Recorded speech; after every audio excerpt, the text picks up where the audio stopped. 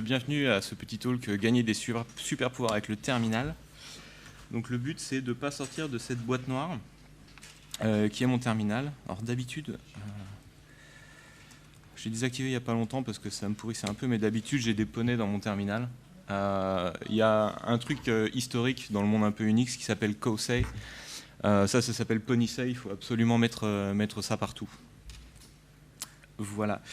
Du coup, je crois qu'il faut que je sudo, parce que je vais essayer de ne pas utiliser ma souris pour aller me connecter sur l'Internet mondial. Voilà, donc ça s'appelle Wi-Fi-menu.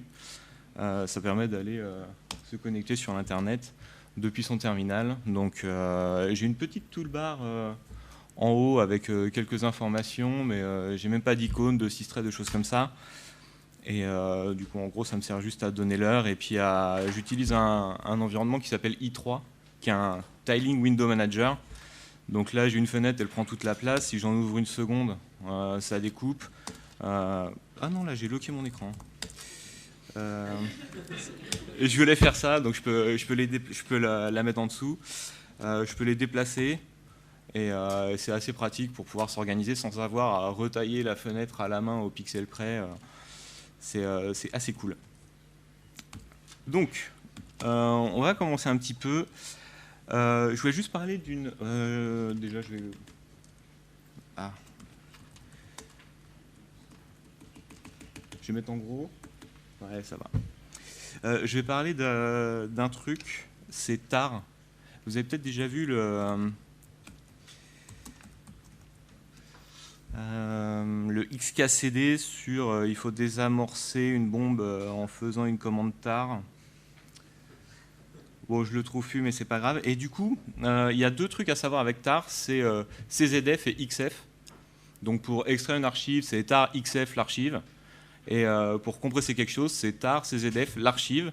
Et après, on met ce qu'on veut mettre dedans. Vous pouvez désamorcer des bombes avec tar maintenant. C'est hyper cool. Dans les outils assez sympas, il y en a un qui s'appelle Ranger, qui est un explorateur de fichiers. Donc on peut se balader avec les touches magiques HJKL. Donc HL pour aller gauche-droite et puis JK haut, bas, haut, je ne me rappelle plus l'ordre. J pour aller en bas. Et du coup ça ressemble un petit peu au Finder sous Mac avec les colonnes et puis comme ça on peut se balader, etc. Okay, donc ça c'est assez cool, assez léger, assez rapide et on peut aussi visualiser différents types de fichiers. Donc là j'ai un fichier Markdown, ça m'affiche le contenu sur la droite. Là j'ai un dossier, donc je vais faire droite. Ça c'est moi sur les internets. C'est vraiment moi, c'est du maquillage. Ça c'est l'entreprise où je travaille, SonarSource. On fait des produits pour que les développeurs prennent la qualité de leur code en main sans avoir des managers qui leur disent fais de la qualité. Et ça, c'est un terminal à l'époque, mais maintenant, on a des environnements un peu plus modernes, mais on a quand même le terminal qui reste. OK. Non, je vais rester dans Ranger. Ranger, ce qui est aussi rigolo, c'est que si... Donc, gauche-droite pour naviguer. Si je vais plus loin, il va essayer de m'ouvrir le fichier. Donc là, j'ai mon éditeur dans mon terminal. Et alors, je disais que je n'allais pas répondre à Vim versus Emacs, parce qu'en fait, le bien, c'est Kakoun. C'est un truc en mode modal qui ressemble à... Il y a des gens qui connaissent ici Kakoun? Ouais, et ben si tu veux, j'ai un t-shirt pour toi. Et toi aussi, voilà, si tu veux venir à la fin. Donc Kakoun, c'est un éditeur en mode modal un peu comme Vim. Ce qui est vachement bien, c'est que dans Vim, on ne peut pas sortir. Et là, Kakoun, quand on va taper des trucs au pif, il a un clippy pour dire, bah, en fait, là, tu vas écrire le fichier et quitter. Donc comme dans Word. Et il faut mettre des clippy partout parce que c'est le bien. Si je vais à droite avec une image, ça va me l'ouvrir avec un outil qui s'appelle FEH, qui est un visualisateur d'images statiques. Donc c'est pas pour les GIFs, c'est vraiment pour les images statiques, qui est assez sympa. Il permet aussi de mettre des choses en fond d'écran, par exemple, et c'est assez léger, assez rapide. C'est vraiment cool. Un truc que j'ai pas précisé, c'est que moi je suis sous Arch Linux, et donc là ça marche sous Linux. Il y a des choses qui marchent certainement pas ailleurs. Mais je vois pas pourquoi vous seriez ailleurs. Et je troll un petit peu. Hein. Et ouais, j'utilise Fish. Historiquement, j'avais fait du Bash, ensuite du ZSH, où il faut que je mette plein de plugins pour pouvoir faire des choses. Et Fish, c'est pas compatible avec Bash, mais ça m'a permis d'avoir quelque chose qui, de base, fait plein de choses utiles pour moi. Genre, très rapidement, je peux savoir où je suis dans mon Git sans avoir à mettre 12 plugins, et c'est assez cool. Ensuite, je vais passer sur Zatura. Et donc, Zatura... Alors, je triche un peu, hein, vous l'avez vu. Je suis dans mon terminal, mais ça ouvre d'autres fenêtres à côté. Mais bon, il faut quand même connaître les commandes. Et donc, Zatura, c'est un visualiseur de PDF. Donc là, j'ai imprimé en PDF la page du Jug Summer Camp. Et donc, c'est léger, ça peut lire plusieurs types de fichiers. Il y a un système de plugins. Et on peut aussi faire un thème. Genre là, le fond blanc, on pourrait changer la couleur si on aime bien les thèmes un peu plus sombres ou ce genre de choses. Très sympa. Ensuite, sur la gauche, c'est là où je contrôle mon volume. Donc en général, j'ai un workspace de mon i3 qui est dédié à la musique, avec à gauche le volume et puis à droite NCMPCPP, très simplement, qui utilise MPD derrière, qui est un démon pour lire la musique, et donc je peux écouter de la musique tranquillement. Je vais passer sur un petit outil très sympathique, parce que curl, c'est pas très rigolo. Curl, c'est pas toujours évident. Et il y a quelque chose qui s'appelle HTTPie, HTTPIE. Et la commande, c'est HTTP. Je vais juste enlever la fin. Et donc là, petite propagande, je vais appeler une URL SonarCloud, qui est un de nos produits sur lequel je travaille, pour aller récupérer l'état de mon projet. Donc voilà, j'ai donc de la coloration, du JSON automatiquement. Pour faire un post, on fait juste HTTP post, l'URL qu'on veut, et puis clé-valeur, il va faire un JSON automatiquement pour envoyer tout, c'est assez cool. Il peut faire de l'affinité de session aussi en passant un petit paramètre, il va sauver les cookies, et c'est vraiment, vraiment très très bien. Et est-ce que ça marche si je fais ça? Un truc qui est assez rigolo, c'est JQ, qui va prendre en gros le JSON en entrée. Donc là, j'ai pipé vers JQ.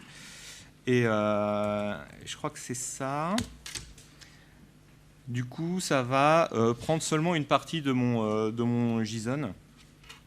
Là, on ne voit pas beaucoup, mais ici, je sais que c'est un tableau. Donc, je vais dire que c'est un tableau. Et ensuite, je sais qu'on a un message, parce que je connais un peu la structure de mon truc.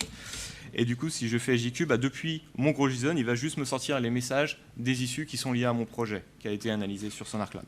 OK. Qu'est-ce que je voulais faire? Ah oui, je vais faire un truc. J'utilise Stig, qui est une sorte de navigateur un peu plus évolué pour du Git dans mon terminal.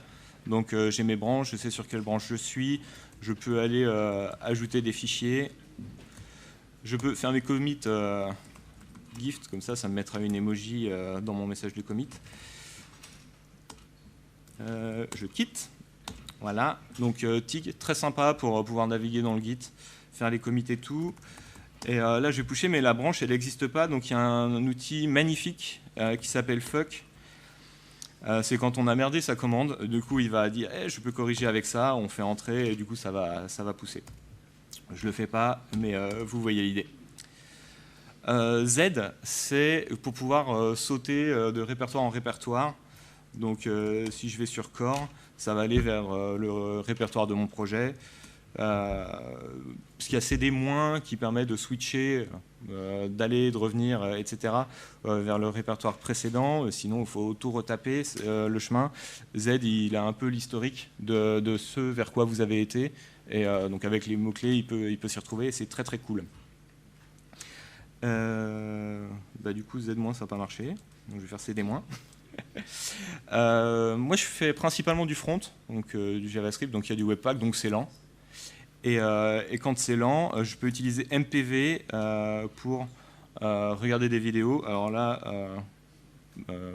propagande pour moi-même, j'essaye de faire semblant je suis en pyjama, des tours de magie, j'ai mis une carte, je pose des cartes, il y a madame qui me dit stop, elle a dit stop, et là, on a retrouvé les 2 dames noires, c'est complètement incroyable. Non, arrêtez. Un truc qui est rigolo, alors je l'ai vidé pour que vous récupériez pas l'email de ma maman. Coucou maman. Mais Abook, ça permet de gérer des contacts. Donc là, je vais m'ajouter. Donc Zig, je vais ajouter mon email, zig@sonarsource.com. OK. Hop, donc je vais vous montrer la structure. Parce que c'est assez cool. Comment ça marche? Ça marche comme ça. C'est un format tout simple. Donc c'est assez facile à écrire si jamais vous voulez faire des imports. Il y a certainement des trucs qui existent, mais on peut faire soi-même une procédure d'import vers Abook. Oh, je ne sais pas taper. Néomute, c'est un mute, mais en pas pareil. Donc là, j'ai mes mails. Trop cool. Et si j'ai envie de créer un nouveau mail, là en bas, j'ai tapé Search for Zig, je fais Tab. Je fais Zig avec une majuscule. Oh, ça marche pas.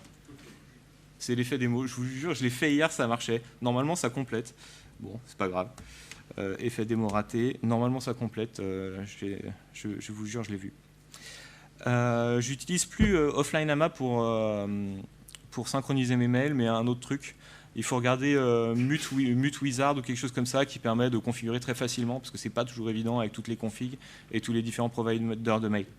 Donc Mute Wizard, c'est assez cool. Kakoun, j'en ai parlé. Un truc très pratique, c'est Pass, qui est un raccourci pour Password Store. Moi, j'avais tous mes passwords dans un LastPass ou quelque chose comme ça et qui se sont fait racheter. Du coup, je dis oulala, mes mots de passe, je veux bien les avoir pour moi. Et donc, j'ai un GitLab dans lequel j'ai mes mots de passe qui sont chiffrés avec ma clé à moi. Et Pass, c'est un outil qui va me décrypter à la volée. Et donc, il y a Pass Menu qui permet GitHub, de pouvoir récupérer mes mots de passe. Donc il va me demander des fois, mais je l'ai fait il n'y a pas longtemps, donc il ne me demande pas ma clé, mais j'ai tous mes mots de passe ici, en local, et ils ne dépendent pas d'un service tiers. Et j'aime bien l'idée. On sort un peu du terminal. Ce navigateur où je cherchais des trucs, ça s'appelle Qt Browser.